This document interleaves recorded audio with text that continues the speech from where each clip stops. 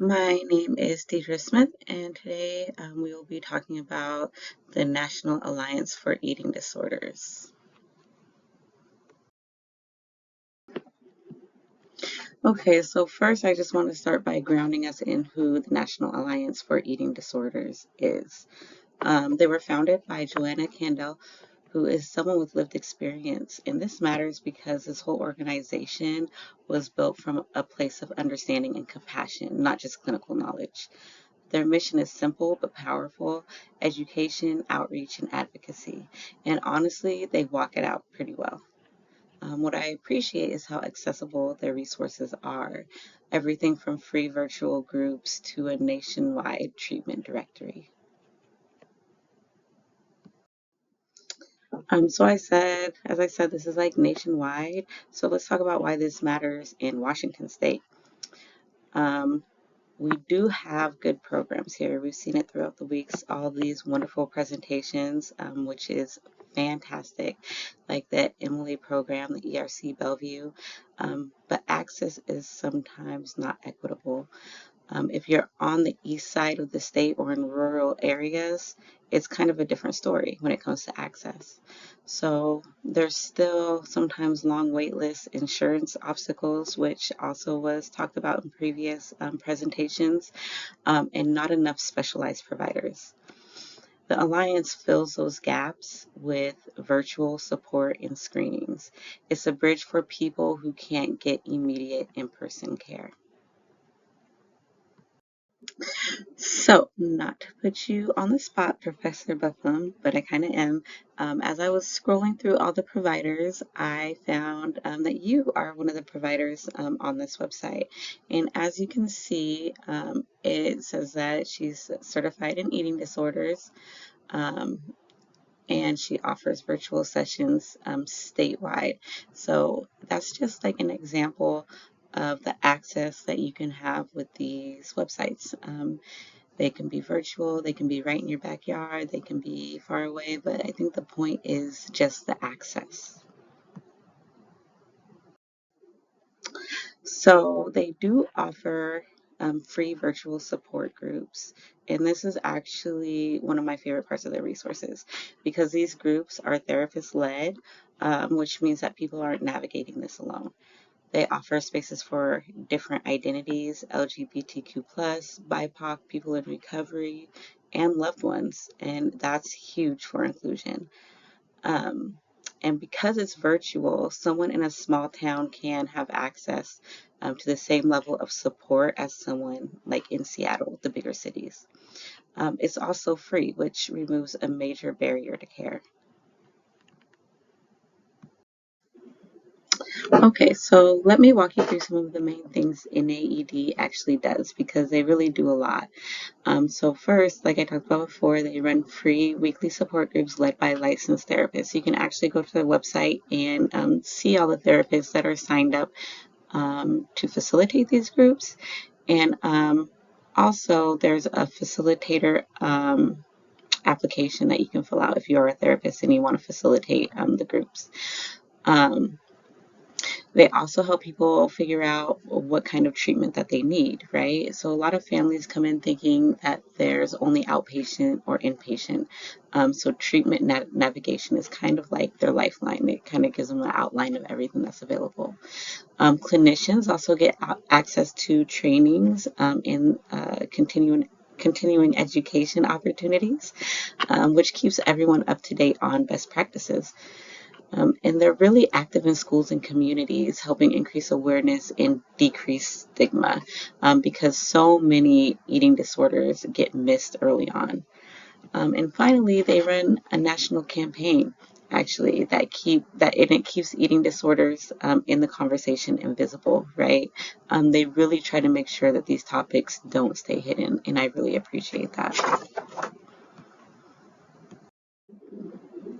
So this is something else that I thought was really cool. They have a resource library, and the resource library on their website is honestly one of my favorite parts because it's all free and it's super user friendly. They have screening tools that you can use if you're just trying to figure out like, do these symptoms actually like line up with an eating disorder? There are psychoeducation sheets that explain things in simple, like non-shaming ways. So the language is really, it's really important, especially in this field. The treatment directory, which is great, especially for people who don't know where to start, who live in rural areas with less resources. We kind of touched on that earlier. Plus, they got tools for caregivers, which is huge because supporting someone with an eating disorder can feel overwhelming. They also break down resources by diagnosis, so it's easy to find info that fits you or your loved one's experience. Like if it's bulimia or anorexia or anything like that, you can look it up just by using those words. Okay, so one thing I think more organizations should do, but NAED already does really well, is provide ready-to-use advocacy letters. So they have letters for the school or for insurance, stuff like that, that you can they're just like little templates, and I love them. If someone gets denied by insurance, they have a sample letter that you can literally fill in and send. And that alone can save people days of stress because we've already had some presentations on the insurance and how tricky it can be. For students, they have the templates where you can give schools requests to 504 accommodations, things like flexible deadlines or being allowed to eat privately. They even have letters for workplaces because adult clients need support too. And for the providers, they've got medical necessity letters to help advocate for higher levels of care. And all of these templates just make the process smoother. When someone is already overwhelmed, they shouldn't also have to write formal letters from scratch. So these I find really helpful. So this is another really important part of NAED, is that they can get you to basically any level of care, right, that you need is going to be in the system. And a lot of people don't realize that eating disorder treatment has several different levels of care, right? And NAED kind of breaks down what each level looks like in plain language, which helps families to know what to ask for. And I love that they also help explain things like insurance criteria, because let's be real, that's one of the most confusing parts of accessing treatment. And it can be really empowering for families to know, like, oh, my loved one actually does meet criteria for a higher level of care, especially if they tried everything. So, the Alliance Collaborative, right? The Alliance Collaborative is basically their professional community, right? It's kind of like a network where treatment centers and clinicians can connect, which is basically what the whole website and idea is about. It helps everyone stay consistent, learn from each other, share what's working in the field. And they offer trainings, networking events, and access to clinical resources that providers can actually use. It really does actually support like ethical evidence-based practices, which is so important in eating disorder work because the field, changes quickly, just like any other field. Um, and honestly, when providers are connected, clients get better referrals and better communication and overall smoother treatment experience.